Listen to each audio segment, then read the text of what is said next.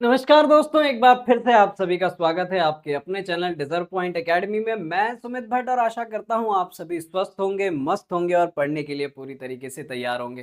तो आज का हमारा सेशन जैसा कि मेरा बोर्ड बता रहा है, हम लोग स्टार्ट करने वाले हैं सर्कल और मैं बहुत ज़्यादा एक्साइटेड हूँ इस टॉपिक को पढ़ाने के लिए।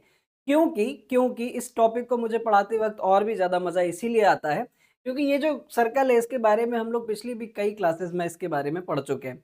लेकिन स्टिल जब कभी भी बच्चों से पूछो कि सर्कल यानी क्या होता है, तो वो एक घिसा-पिटा सा जवाब देते हैं सर्कल यानी गोला। अरे भैया, इतना तो ध्यान रखो कि जब कभी अपनी आने वाली जनरेशन को पढ़ाओगे सर्कल यानी गोला तो वो हँसेंगी, है ना? तो हम अब इसको ज़रा बहुत विस्तार में समझेंगे कि सर्कल क्या होता है और क्या प्रॉपर सर्कल की डेफिनिशन आपको देनी चाहिए, इसके बारे में भी हम डिस्कशन करेंगे। चलिए देर ना करते हुए स्टार्ट करते हैं हमारे आज के इस सेशन को और सीखेंगे पूरा इंट्रोडक्शन सर्कल के बारे में। सर्कल क्या होता है, क्या-क्या टर्मिनोलॉजीज़ यूज़ होती है सर्कल के अंदर, क्या इंपॉर्टेंट फैक्ट्स होते हैं सर्कल के और कौन-कौन सी महत्वपूर्ण थ्योरम यहाँ पर इस्तेमाल होने वाली है क्योंकि एक बहुत वास्ट चैप्टर है सर्कल अपने आप में। बहुत अच्छे क्वेश्चंस इसमें से पूछे जाते हैं और साथ ही साथ 10th क्लास में भी इसके 2 चैप्टर्स हैं, तो बहुत ही अच्छा बेस हमारा यहाँ से बनने वाला है। तो मैं बहुत एक्साइटेड हूँ इसको पढ़ाने के लिए।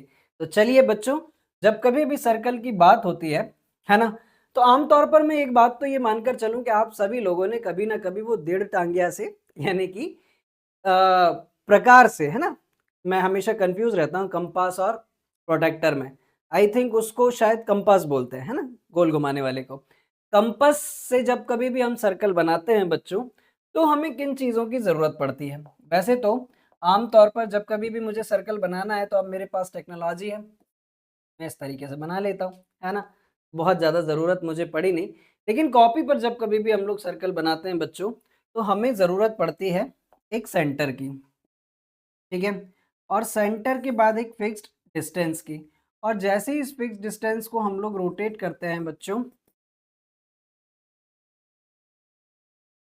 तो हमें मिलते हैं आर्क और जैसे ही इन आर्क को हम कंबाइंड करते हैं, तो हमें मिलता है एक सर्कल, है ना? तो जैसे ही हम इन आर्क को कंबाइंड करते हैं तब कहीं जाकर मिलता है हमें एक सर्कल और यहीं से निकल कर आती है सर्कल की एक बहुत प्यारी सी डेफिनेशन, है ना? जिसको मैं यहाँ पर लिखता भी हूँ। अब अगर कोई आपसे पूछे सर्कल्स क्या होता है ना? या सर्कल क्या होता है? तो circle is the combination of arc with fixed point and constant distance.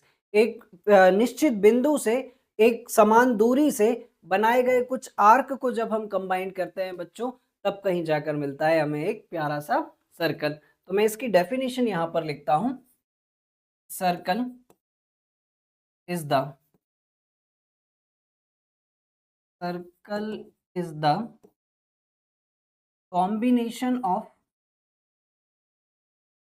Arcs with fixed point and constant distance। Clear है? तो अब कभी भी अगर आप लोगों से कोई पूछे कि सर्कल क्या होता है, तो यही एक प्यारी सी डेफिनेशन आप लोग दीजिएगा कि circle is the combination of arc with fixed point and constant distance. तो चलिए अब बात करते हैं हम लोग इसके बारे में। इसको उठाकर हम लोग उठाकर थोड़ा सा, तो ये तो सामने ठीक है, चलो कोई ना। चलिए हम यहाँ पर बना लेते हैं एक सर्कल और समझते हैं कुछ इसकी टर्मिनोलॉजीज़ के बारे में। तो बच्चों ये जो फिक्स्ड पॉइंट है, इसको हम लोग बोलते हैं सेंटर। ये जो फिक्स्ड डिस्टेंस है, तो हम लोग बोलते हैं रेडियस, है ना? चलिए एक सर्कल और मैं बना लेता हूँ ताकि सारी बातें हम लोग अच्छे से समझ सकें। यहाँ पर यदि अगर मैंने एक सर्कल बनाया, यहाँ पर यदि अगर मैंने एक सर्कल बनाया, तो मैं यहाँ पर अब सारी चीज़ें अच्छे से मेंशन कर देता हूँ। ये है सेंटर, ये है इसकी रेडियस और ये जो आउटर बाउंड्री दिख रही है आपको, इसको हम लोग कहते हैं इसकी सरकमफेरेंस और इसके अंदर जितना भी स्पेस ऑक्यूपाई कर रहा है इसको हम लोग बोलते हैं एरिया। तो चलिए फटाफट करके इन सारी चीज़ों को मैं यहाँ पर मेंशन कर देता हूँ। ये है मेरे पास सेंटर, ये है बच्चों रेडियस, ठीक है? ये जो आउटर बाउंड्री है, ये है सरकमफेरेंस, है ना? ये है सरकमफेरेंस और सरकमफेरेंस ऑफ सर्कल क्या होता है? 2 पाई आर। और इसके अंदर जितना भी स्पेस ऑक्यूपाई कर रहा है बच्चों, है ना, इसके अंदर जितना भी स्पेस ऑक्यूपाई कर रहा है, जितना भी स्पेस है, इसको हम लोग बोलते हैं एरिया ऑफ सर्कल, है ना, इसको हम लोग बोलते हैं एरिया ऑफ सर्कल। और एरिया ऑफ सर्कल क्या होता है? पाई आर स्क्वायर होता है। ठीक है, अब ये पाई पाई पाई टर्म जो हम लोग यूज कर रहे हैं, ये क्या है ना, तो इसके बारे में डिस्कशन करने से पहले मैं बता दूं कि सरकमफेरेंस होता क्या है। सरकमफेरेंस जानने से पहले या फिर चलिए मैं थोड़ा सा डिले करके आपको चीजें बताता हूँ, पहले एक एक करके मैं सारी चीजें यहाँ पर डिफाइन करते जाता हूँ। ठीक है, तो चलिए बढ़ते हैं आगे और देखते हैं कुछ और इंटरेस्टिंग चीजें सर्कल के बारे में। यदि अगर सपोज मान लीजिए कि मेरे पास ये एक सर्कल है, तो एक ऐसी लाइन जो सरकमफेरेंस को इंटरनली 2 पॉइंट पर टच करती है, इसको बच्चों हम लोग बोलते हैं कॉर्ड। है, बच्चे इसको पढ़ते हैं चॉर्ड, कॉर्ड नहीं कॉर्ड होता है। ठीक है, तो एक ऐसी लाइन जो सरकमफेरेंस को इंटरनली 2 पॉइंट पर टच करती है, इसको हम लोग बोलते हैं कॉर्ड। और जैसा कि हम लोग देख भी पा रहे हैं कि एक सर्कल के अंदर इनफाइनाइट कॉर्ड्स हो सकती है ना, जितनी चाहे उतनी बना लो आप, लेकिन सबसे बड़ी कॉर्ड आपको कहाँ देखने को मिल रही है? सेंटर पर। सबसे बड़ी कॉर्ड आपको देखने को कहाँ पर मिल रही है? सेंटर पर। इसको हम लोग बोल देते हैं लॉन्गेस्ट कॉर्ड। और बच्चों यहीं से निकल कर आती है एक बहुत ही इम्पॉर्टेंट डेफिनेशन, यानी कि डायामीटर। ठीक है, तो डायामीटर कुछ और नहीं जबकि सर्कल की लॉन्गेस्ट कॉर्ड को ही हम लोग बोलते हैं डायामीटर। ठीक है, तो लॉन्गेस्ट कॉर्ड ऑफ सर्कल ही हमारे पास डायामीटर होती है। अब जैसा कि आप ये भी देख पा रहे हैं बच्चों कि यहाँ से लेकर यहाँ तक तो हमने क्या माना था? रेडियस माना था। और यदि अगर हम इसी को डबल कर दे रहे हैं तो हमें क्या मिल जा रहा है? डायामीटर मिल जा रहा है। तो यहाँ से एक कंक्लूजन और भी निकल कर आया, यहाँ से एक कंक्लूजन और भी निकल कर आया कि डायामीटर जो होता है वो रेडियस का ही डबल होता है। ठीक है, डायामीटर जो होता है वो रेडियस का ही डबल होता है। अब आप लोगों को क्या बोलते हैं? सरकमफेरेंस मालूम है, डायामीटर मालूम है, तो अब हम आसानी से समझ पाएंगे बच्चों पाई के बारे में। तो pi is the ratio of circumference और डायामीटर। ठीक है, बच्चों को अक्सर जिंदगी भर पढ़ते रहते हैं कि पाई पाई पाई पाई की वैल्यू 22/7। ये सब आता कहाँ से है? तो पाई इज द किसी भी सर्कल का, किसी भी रेडियस का सर्कल आप बना लो, हमेशा जो सरकमफेरेंस और डायमीटर का जो रेशियो होगा वो क्या होता है? पाई होता है। ठीक है, तो बच्चों अगर आप लोगों ने आमतौर पर पढ़ा भी होगा तो थोड़ा सा और डिटेल में मैं बताने की कोशिश करता हूँ कि हमने पढ़ी है पाई की वैल्यू 3.14 होती है ना। अब ये 3.14 कैसे होती है? जैसे अगर सपोज मान लीजिए, कि मैंने यहाँ पर एक सर्कल बना लिया। ठीक है, मैंने यहाँ पर एक सर्कल बना लिया। ठीक है, और यहाँ कहीं है इसकी डायामीटर। ठीक है, ये सेंटर से पास हो रही है। तो इस डायामीटर को ना बच्चों, जब आप यहाँ से लेकर यहाँ तक स्टार्ट तक इसको इसके सहारे घुमाएंगे तो एक पीस इसका यहाँ तक आएगा, एक पीस इसका यहाँ तक आएगा, एक पीस इसका यहाँ तक आएगा। तो इस तरीके से कुल मिलाकर इस पूरे सरकमफेरेंस को ये जो डायामीटर्स है ना, कहाँ कहाँ तक कवर कर लेती हैं? यहाँ से लेकर यहाँ तक ये एक डायामीटर, यहाँ से लेकर यहाँ तक ये 2 डायामीटर, यहाँ से लेकर यहाँ तक ये 3 डायमीटर। ये जो इतना पार्ट बच जाता है ना, इसको हम लोग कहते हैं 0.14 के बराबर इसकी लेंथ होती है। इसीलिए सरकमफेरेंस और डायमीटर की जो वैल्यू आती है पाई, ये कितनी होती है? 3.14 होती है ना। इंटरेस्टिंग। और इसी को जब कभी भी अगर हम फ्रैक्शन के फॉर्म में लिखें तो ये होता है 22/7। हालांकि इसके बारे में ही अगर मैं बात करूं तो मैं कम से कम 1 घंटा इसके बारे में डिस्कशन कर सकता हूं, लेकिन फिलहाल के लिए आप लोगों को इतना जान लेना जरूरी है कि पाई जो होता है बच्चों वो सरकमफेरेंस अपॉन डायमीटर होता है। पाई की वैल्यू 3.14 होती है और इसकी वैल्यू 22/7 भी हम लोग लिख सकते हैं। तो अभी तक हम लोगों ने क्या क्या सीखा कि सर्कल क्या होता है? Circle is the combination of arc with fixed point and fixed distance, उस फिक्स पॉइंट को हम लोग क्या बोलते हैं, सेंटर बोलते हैं।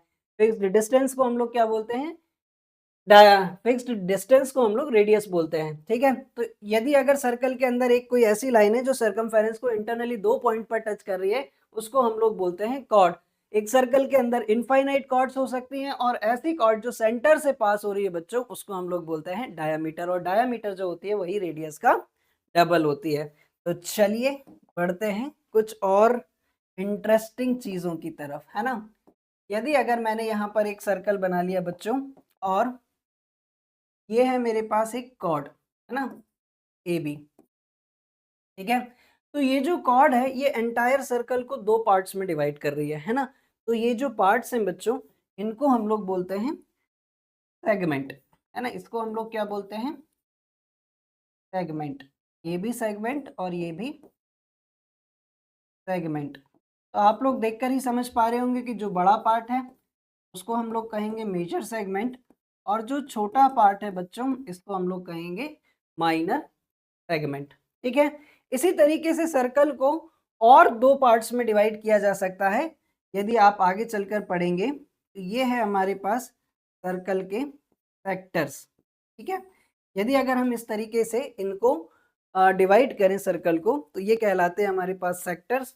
और आप अगर इनको भी बोलेंगे तो ये है हमारे पास मेजर सेक्टर, और ये है बच्चों हमारे पास माइनर सेक्टर। 10th क्लास में चलकर इसका एक बहुत बड़ा पार्ट हमें पढ़ना है, लेकिन अब आप लोग इसको डिफाइन कैसे करेंगे, है ना। तो सेक्टर और सेगमेंट की डेफिनेशन भी मैं यहाँ पर लिख दे रहा हूँ आप लोगों की इजाज़त से, है ना। सबसे पहले हम देख लेते हैं कि हमारे पास सेगमेंट क्या होता है, फिर उसके बाद हम लोग देखेंगे कि हमारे पास सेक्टर क्या होता है। ठीक है, दोनों ही चीज़ों की डेफिनेशन मैं यहाँ पर सुंदर तरीके से लिख दे रहा हूँ। यहाँ पर ज़रा ध्यान से देखो, तो जो सेगमेंट है बच्चों, ये 2 चीज़ों के बीच का रीजन है, एक आर्क और एक कॉर्ड, है ना। एक आर्क और एक कॉर्ड के बीच का रीजन है। तो सेगमेंट की डेफिनेशन भी हम लोग यही लिखेंगे, रीजन बिटवीन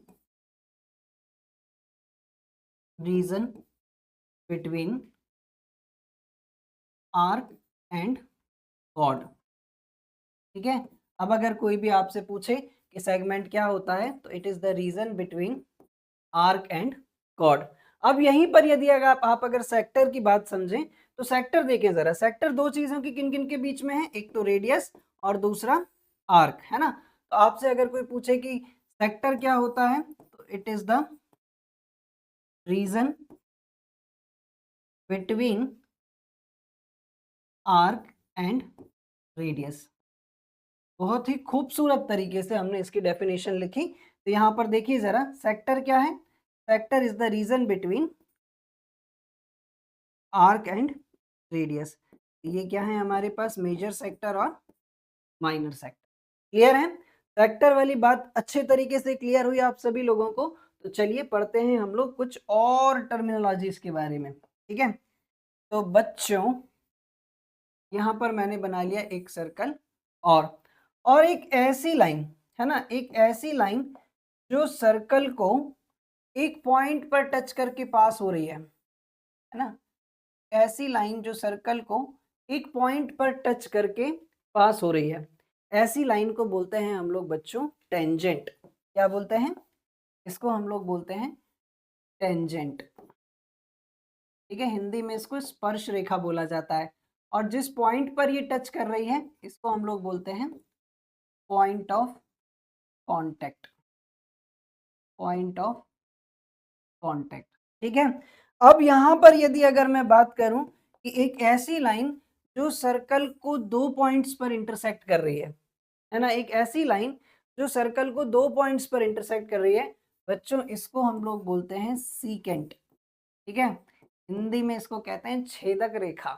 ठीक है, अक्सर करके बच्चे इसमें कंफ्यूज रहते हैं कि सीकेंट और कॉर्ड में क्या डिफरेंस है। तो मैंने आपको पहले भी बताया कि जब कभी भी अगर हम सीकेंट कॉर्ड की बात करेंगे बच्चों, तो कॉर्ड एक ऐसी लाइन है जो सर्कमफेरेंस को इंटरनली 2 पॉइंट्स पर टच कर रही है, और सीकेंट एक ऐसी लाइन है जो सर्कमफेरेंस को 2 पॉइंट पर इंटरसेक्ट करके पास हो रही है ना। तो यहाँ पर बिल्कुल भी किसी भी तरीके का कोई कंफ्यूजन नहीं है।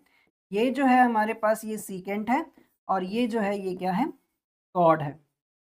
ठीक है, क्लियर है इतनी बात? तो कुछ महत्वपूर्ण बातें यहाँ पर इनके बारे में मैं लिख रहा हूँ।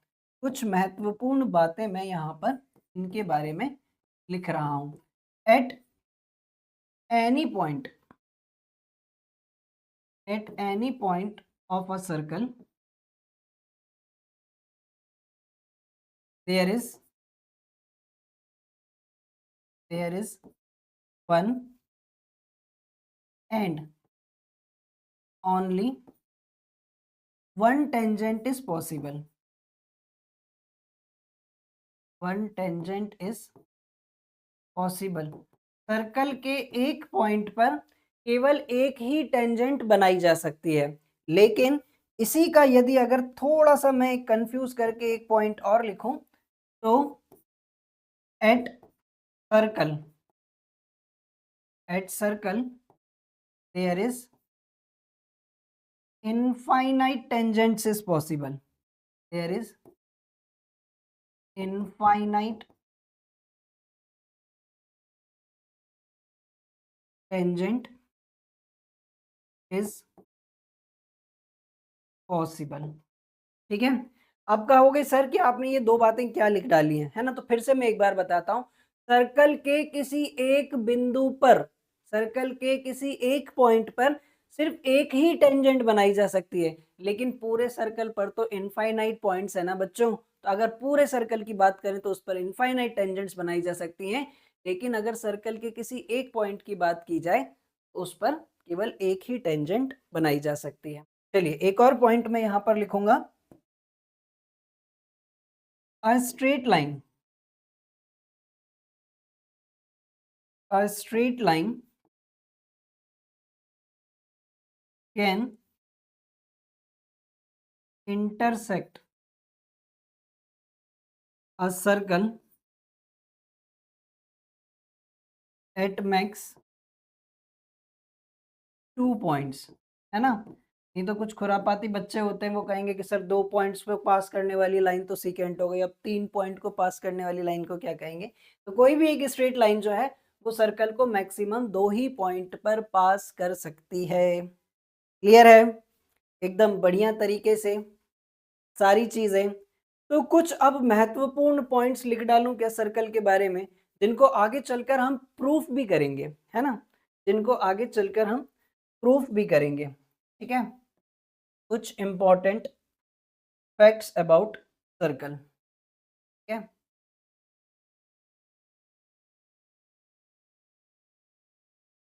इंपॉर्टेंट थ्योरम कर लो तो ज्यादा बेहतर होगा। Important theorem of circles. ठीक है, जिसमें पहली थ्योरम ही जो हम यहाँ पर लिख रहे हैं, पहली थ्योरम ही जो हम यहाँ पर लिख रहे हैं वो है बच्चों, वो है कि 3 नॉन कोलिनियर पॉइंट से केवल एक ही सर्कल पास किया जा सकता है ना? There is one and only one circle passing through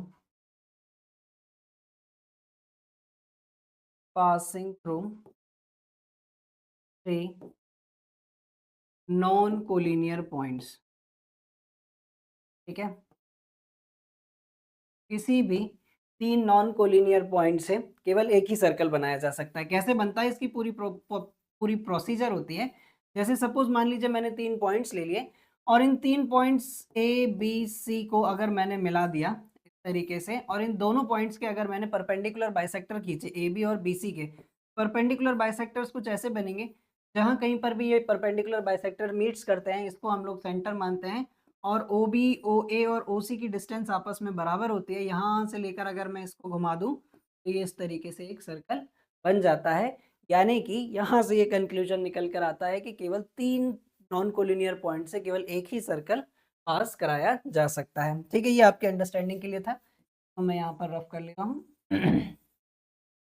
ठीक है, दूसरा पॉइंट बच्चों मैं लिख रहा हूँ,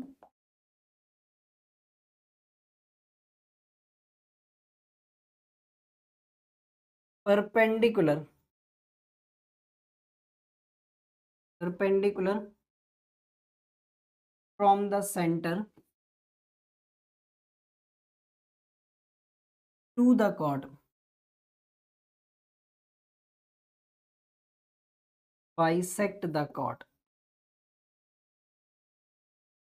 to the chord, bisect the chord. कहने का मतलब ये है, यदि अगर एक सर्कल है, ये एक कॉर्ड है, यहाँ से सेंटर से मैंने इस पर परपेंडिकुलर बनाया, तो ये कॉर्ड को दो इक्वल पार्ट्स में डिवाइड करेगा। तो अगर मैं नाम दे दूं तो इसका मतलब क्या होगा, AP बराबर होगा BP के। इस बात को अभी हम आगे चलकर प्रूफ भी करेंगे, ये एक बहुत महत्वपूर्ण थ्योरम है। ठीक है, तीसरा पॉइंट में लिखता हूं इसी का कन्वर्स, है ना, तीसरा पॉइंट में लिखता हूं इसी का कन्वर्स। ठीक है, the line joining, the line joining from the centre to the chord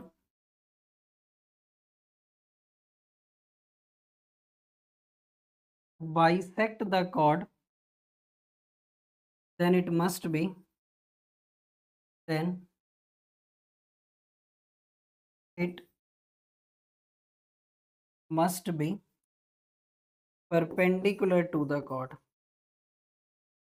अब ये क्या कहना चाह रहा है, जैसे सपोज मान लीजिए कि अगर मेरे पास एक कोई सर्कल है और ये इस पे एक कॉर्ड है, और अगर मैंने सेंटर से इस पर एक लाइन ज्वाइन करी है ना, ये परपेंडिकुलर नहीं है, OP अगर मैंने ज्वाइन करी, और यदि अगर मान लीजिए कि AP बराबर है BP के, तो निश्चित रूप से ये लाइन इस पर 90 डिग्री का एंगल ही बना रही होगी। ये जस्ट इसका कन्वर्स है, इसे भी अभी हम आगे चलकर प्रूफ करेंगे। ठीक है, नेक्स्ट थ्योरम मैं जो यहाँ पर लिखने जा रहा हूँ वो है equal chords of a circle, equal chords of a circle are equidistant from the center। ठीक है, इक्वल कॉर्ड्स ऑफ सर्कल जो होती हैं वो सेंटर से इक्वल डिस्टेंस पर होती हैं। कहने का मतलब ये है, यदि अगर ये एक सर्कल है और ये दो कॉर्ड्स हैं AB और ये CD, सेंटर से इनकी परपेंडिकुलर डिस्टेंस दोनों के आपस में क्या होगी, इक्वल होगी, if two chords are equal. चलिए इसी का कन्वर्स और लिखते हैं हम लोग, इसी का कन्वर्स और लिखते हैं कि if two chords are equidistant from the centre then the chords must be equal, है ना। If two chords, if two chords are equidistant, equidistant from the center, then the chords, then the chords must be equal। ठीक है, बहुत सारे concepts यहाँ पर use होते हैं बच्चों, तो आप लोग बहुत इत्मीनान से सारी चीज़ों को एक एक करके एकदम बारीकी से समझिएगा, क्योंकि जब हम क्वेश्चंस में ये सारी चीज़ें अप्लाई करते हैं तब उतना डिटेल में बता पाना थोड़ा मुश्किल होता है। चलिए, तो मैं यहाँ पर थोड़ा सा काम रफ कर ले रहा हूँ और आगे की कुछ महत्वपूर्ण बातें हम यहाँ पर लिखेंगे, बहुत ही इंटरेस्टिंग इंटरेस्टिंग चीज़ें। ठीक है, तो मैंने यहाँ पर 5 बातें लिख दी हैं और समथिंग कुछ 5 बातें और लिखूंगा मैं। ठीक है, कुछ 5 बातें और लिखूंगा। ठीक है, 6th पॉइंट। ठीक है, क्या मेरा बोर्ड यहाँ तक कवर कर रहा है? तो मैं इसको कवर करवा देता हूँ। ठीक है, 6th पॉइंट हम लोग यहाँ पर लिखेंगे बच्चों कि यदि अगर दो कॉर्ड्स आपस में इक्वल हैं तो वो सेंटर पर इक्वल एंगल बनाएंगी। इक्वल कॉर्ड्स दिखाई दे रहा है, equal chords of circle subtends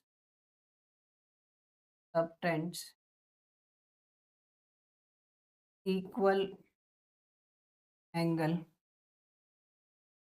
eight the centre.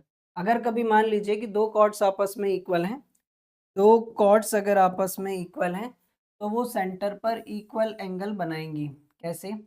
जैसे अगर सपोज मान लीजिए कि ए बी और सी डी आपस में इक्वल हैं तो ये दोनों सेंटर पर इक्वल एंगल्स बनाएंगे, यानी कि ये दोनों एंगल्स आपस में इक्वल होंगे। प्रूफ करेंगे हम इस बात को, ठीक है, थोड़ी देर से। ठीक, अगली बात लिखते हैं इसी का कन्वर्स। अगली बात हम लिखते हैं इसी का कन्वर्स। अगर सपोज मान लीजिए कि दो कॉर्ड सेंटर पर इक्वल एंगल बना रही हैं, if two chords subtend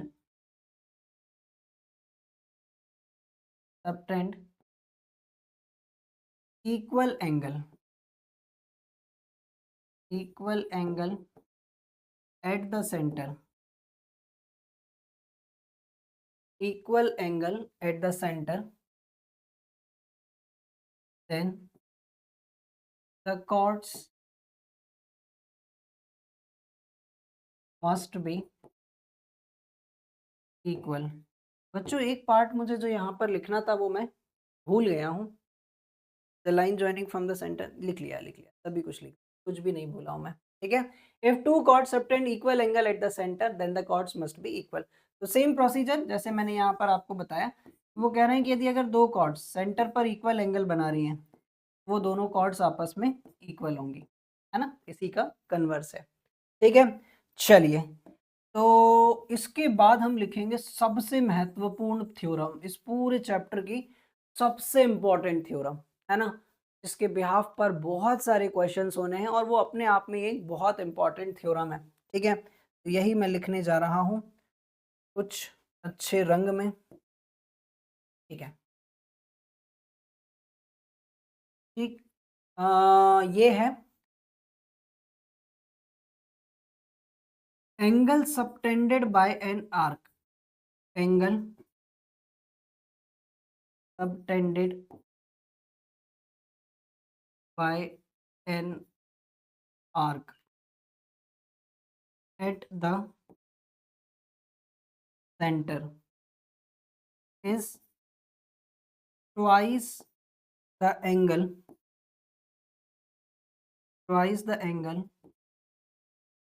subtended by it at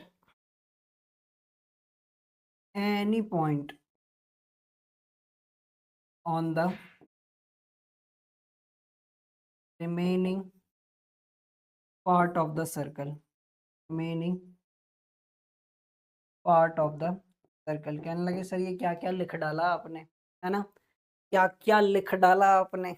चलिए मैं बताता हूँ, है ना, ये थ्योरम अपने आप में बहुत इंपॉर्टेंट है। तो क्यों ना इसको एक पूरा पेज दिया जाए। तो यहाँ पर बच्चों वो हमसे कह रहा है यदि अगर कोई भी एक आर्क है, मैंने यहाँ पर एक आर्क ले ली, है ना, और ये जो आर्क है ये सेंटर पर जितने भी डिग्री का एंगल बना रही है, यही आर्क सर्कल के किसी भी दूसरे पार्ट पर जो एंगल बनाएगी वो इसके आधे के बराबर होगा, यानी कि ये वाला एंगल इसके डबल के बराबर होगा, है ना। सपोज अगर मैं इसको नाम दे दूं ए ओ बी और इसको मैं नाम दे दूं सी, तो इसका मतलब ये है कि A O B is equals to twice of angle A C B होगा, और यही बात मैंने यहाँ पर लिखी है, ठीक है, यही बात मैंने यहाँ पर लिखी है। देखिए जरा, angle subtended bye an arc eight the centre is twice the angle subtended bye it at any point on the remaining part of the circle. यदि अगर कोई एक आर्क सेंटर पर जितने डिग्री का एंगल बना रही है वही आर्क सर्कल के किसी भी पार्ट पर कोई भी एंगल बनाए तो सेंटर पर बने हुए एंगल के डबल के बराबर होगा, ठीक है, ठीक है, ठीक है, ठीक है, ठीक है, ठीक है। वापस से आ जाते हैं हम लोग यहाँ पर। तो मैंने यहाँ पर लिखा कि ये जो आर्क था हमारे पास ए सी बी, इसने सेंटर पर एंगल बनाया ए ओ बी, वो ए सी बी के डबल के बराबर है। तो अब बच्चों यहाँ से हम निकालते हैं कुछ कंक्लूजन और, ठीक है। अगर यही आर्क यहाँ पर कोई एंगल बना रही होती तो, ये यहाँ पर कोई एंगल बना रही होती तो ये भी तो इसका आधा होता, ये एंगल भी तो इसका आधा होता, यानी कि ये एंगल इसका भी डबल होता, इसका भी डबल होता। तो मुझे यहाँ से एक कंक्लूजन मिल गया कि एक ही सेगमेंट पर बने हुए सारे एंगल्स, है ना। देखो जरा, मेरा कहने का मतलब ये है, ये इसका आधा है या ये इसका डबल है, दोनों का मतलब एक ही है। ये एंगल इसका आधा, ये एंगल इसका आधा, ये एंगल इसका आधा, यानी कि ये दोनों एंगल, तीनों एंगल आपस में क्या है, इक्वल हैं। इक्वल है कि नहीं, ठीक है। तो मैंने यहाँ से कंक्लूजन निकाला कि angle on the same segment, angle on the same segment of circle are equal. एक बार थोड़ा सा अच्छे से बनाकर बता देता हूँ। जैसे सपोज मान लीजिए इस आर्क ने यहाँ पर कोई एंगल बनाया या यहाँ पर कोई एंगल बनाया या यहाँ पर कोई एंगल बनाया, ये सब एंगल आपस में इक्वल होता है, ठीक है। एक ही आर्क के द्वारा एक ही सेगमेंट पर बने तमाम एंगल्स आपस में इक्वल होंगे। चलिए, तो अभी मैं यहाँ से एक कंक्लूजन और निकालता हूँ कि यदि अगर सपोज मान लीजिए कि सर्कल हुआ सेमी सर्कल, है ना, तो है तो ये भी एक आर्क, इसने सेंटर पर कितने डिग्री का एंगल बनाया, 180 डिग्री का। अब यही आर्क अगर किसी दूसरे पार्ट पर एंगल बनाएगी, ये वाला एंगल इसका आधा होगा, यानी कि 180 का आधा कितना हुआ, 90 डिग्री, ठीक है। तो यहाँ से मैंने एक कंक्लूजन और निकाला कि angle on a semi circle is always is always 90 degree, ठीक है, या राइट एंगल। ये एक बहुत इंपॉर्टेंट थ्योरम है बच्चों, कई बार एक मार्क्स में पूछी गई है, कईयों बार एक मार्क्स में पूछी गई है। मुझे इस तरीके से कहना चाहिए कि अर्धवृत्त पर बना कोण हमेशा समकोण होता है, यानी कि angle on a semi circle is always right angle, ठीक है। क्लियर है इतनी बात। तो अच्छा, लगे हाथ एक बात और लिख ही डालूं क्या मैं, लगे हाथ एक बात और मैं लिख ही डालूं, पहले उसको मैं समझा देता हूँ, ठीक है। पहले मैं उसको समझा देता हूँ। यदि अगर ये एक सर्कल है बच्चों और इसके अंदर मैंने एक क्वाड्रिलेटरल बना लिया, क्वाड्रिलेटरल समझते हो, चार भुजाओं वाला कोई भी फिगर, और अगर वो सर्कल के अंदर बना हुआ हो, हम उसको साइक्लिक क्वाड्रिलेटरल बोलते हैं, ठीक है। अब मान लीजिए कि यहाँ कहीं इसका सेंटर होगा, तो ये और ये, है ना, यानी कि यहाँ पर बना हुआ एंगल जितना भी होगा वो इसका डबल होगा, और यहाँ पर बना हुआ एंगल जो होगा वो इसका डबल होगा, यानी कि ये कंप्लीट एंगल 360 डिग्री के हैं, तो ये दोनों इसके आधे होंगे। तो 360 का आधा 80 डिग्री, ठीक है। तो यहाँ से मैं एक बात और लिखता हूँ, angle opposite to angle opposite to cyclic quadrilateral, angle opposite to cyclic quadrilateral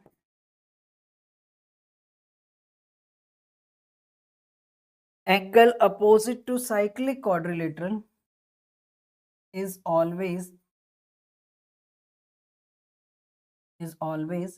supplementary, is always supplementary, और supplementary का मतलब होता है बच्चों जिनका सम आपस में कितना हो, 180 डिग्री हो, ठीक है। तो यहाँ पर भी बातें अभी खत्म नहीं हुई हैं, अभी मुझे कुछ और लिखना बाकी है, ठीक है। तो कुछ चीज़ें, एक दो पॉइंट और मैं लिखता हूँ, क्योंकि सर्कल अपने आप में है ही एक ऐसा टॉपिक बच्चों, जितनी बात की जाए उतना कम है। मैं यहाँ पर थोड़ा सा ये पोर्शन रफ कर ले रहा हूँ,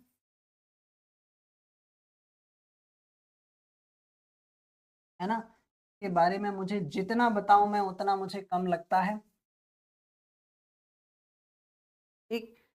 ये था हमारे पास 90 डिग्री, ठीक है। अरे कह दो ना, ठीक है क्या, क्या बोलती पब्लिक। चलिए ठीक, एक और बात लिखते हैं, एक और बात लिख, ठीक है। If two circles, if two circles intersect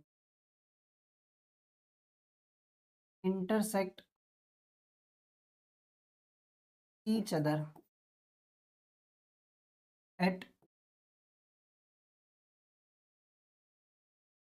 2 points. ठीक है, if two circles intersect each other at 2 points, at 2 points, then the line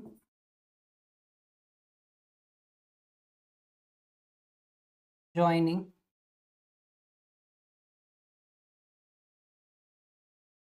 their centers, then the line joining their centers is always act as a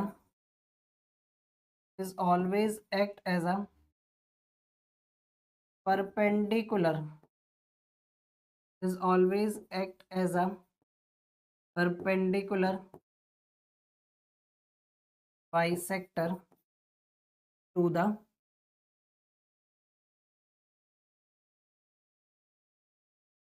common chord, है ना।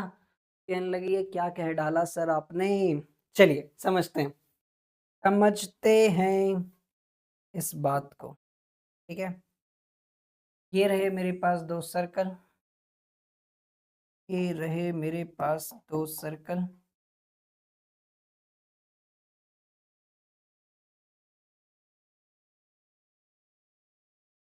यार